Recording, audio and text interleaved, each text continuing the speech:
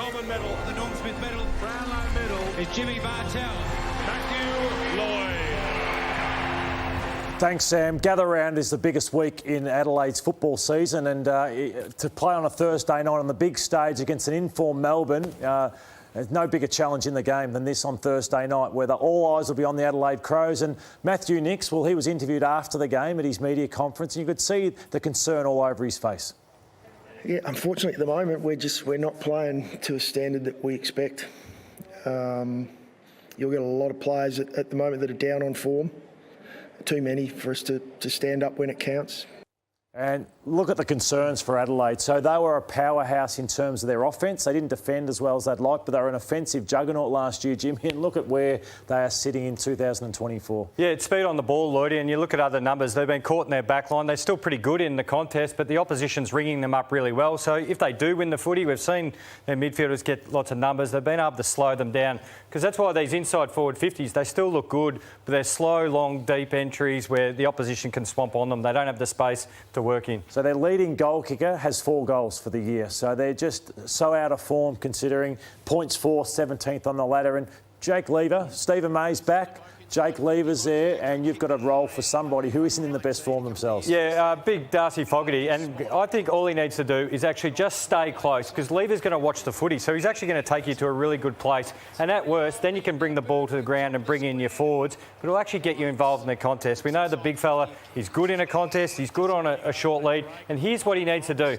Just what he's done here to Ryan, who's another player who loves to watch the footy and fold off. These aren't long searching leads, they're short little sharp ones, so you still attract the attention of the midfield coming forward. But if it's kicked long and dumped on your head, at least you can use a bit of body and bring it to ground. Fantastic point. Yeah, you can't go on long searching leads opposed to Jake Lever. So we highlighted 2 weeks ago Rory Laird and Matthew Crouch. A lot of disposals, but they don't do enough with them. Well, they're coming up against the Melbourne midfield, who's hitting the scoreboard hard. So all of them. So Jack Viney's kicking goals this year. This guy, Christian Petrarca, could well be the best player in the comp at the moment. Tom Sparrow's come in there and kicked goals. Even Oliver went forward and kicked goals. So that midfield's on notice again tomorrow night. Yeah, and they're spreading really well, Lloydy, and I think this is the reason why Melbourne's going a lot better than a lot of people expected. They're all getting involved. Neil Bullen kicks them off being that high forward, but they're all coming from the midfield, swarming forward, which is a much better position, because if you turn it over here, you're in a good place to defend. Jimmy, we've spoken about the forward line, that's an issue, but they're a young defence, aren't they, the Adelaide Crows? Like Josh Worrell's had some big jobs, Butts is still inexperienced, and they're going to come up against Jake Lever. Well, you mentioned Worrell. Bailey Fritz. Bailey Fritz, that's all right. Bailey Fritz here. We see him here on James Sicily, who we all know is the star of the game. I just want to highlight how crafty Fritz is and how quick he makes his decisions. So he's trailing in James Sicily here. The second he realises Sicily won't get involved in the contest, that's Bailey Fritz. You see his beautiful pink boots out there. Look at the gap. I'm gone, I'm out the back, and we know he's a quality finisher of the ball. So it might be Worrell this week, as you mentioned. You've just got to commit yourself to him all day. You probably can't come over and be involved as much as you like. Here's another one.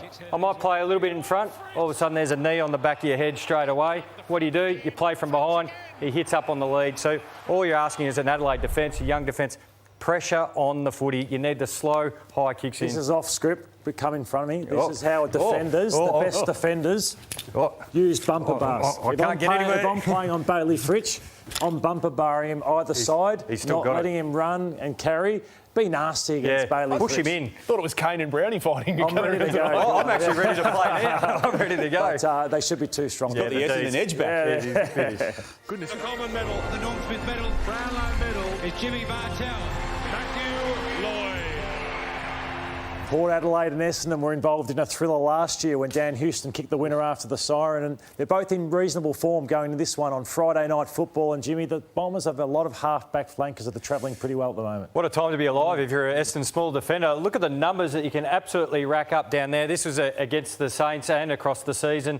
They've been going really short out of the back line, really trying to possess their way out, not turn the footy over and get to pretty much the logos as safe as they can. So if you're Port Adelaide, you've got to be completely aware of this. This wasn't just one game last week. This is how they played through the summer and the pre-season. And this is Port Adelaide at the best. I know last year we highlighted a number of players on their forward line. Pressure, pressure, pressure. Don't allow Essendon play to get out, get time and find that release kick.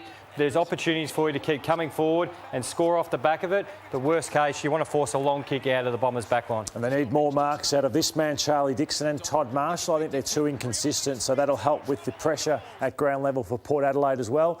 Half-backs, they are the flavour of the month, and they're different the way they play. So Nick Martin, 44 disposals last week. He'll break the lines.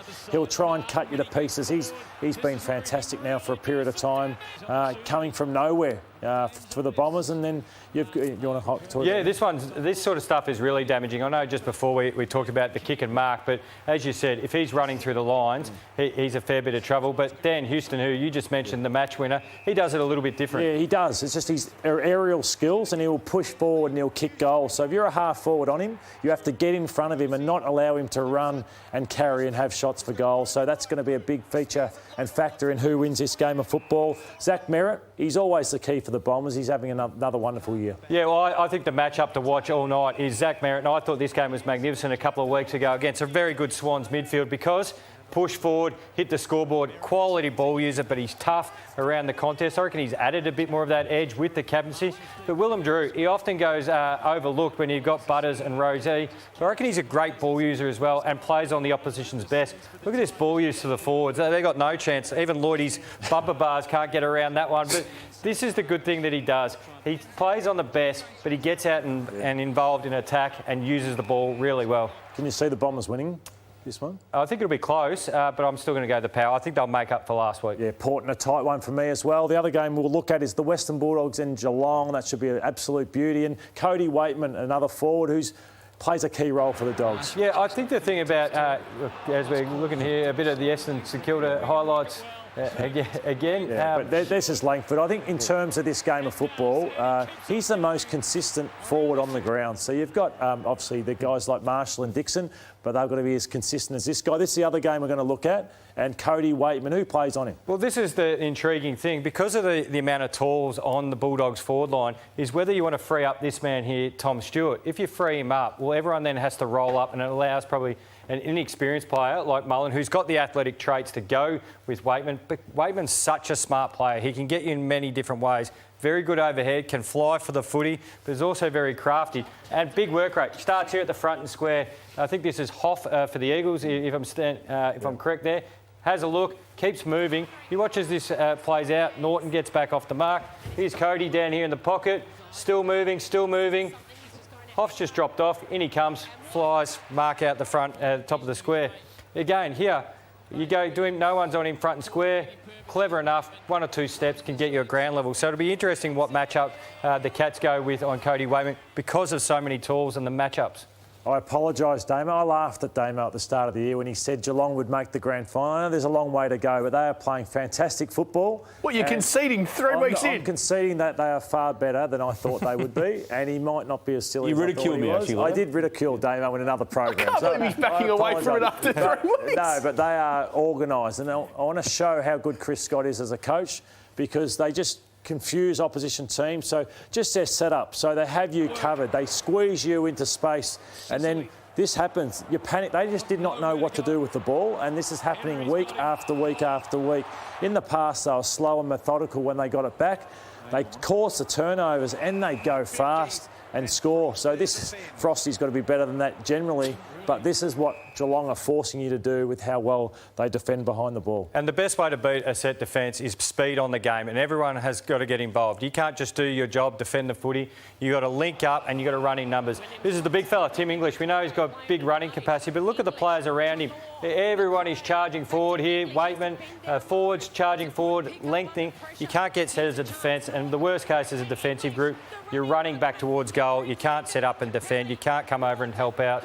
So the Dogs' speed on the game at the whole time can break open a really solid defence. I'm not going to tip the Dogs because of the way they've played against Melbourne in round one. They've beaten up on the Gold Coast and West Coast, so I'm going to go Geelong. Cats are very good at the Adelaide Oval. I'm going to go them.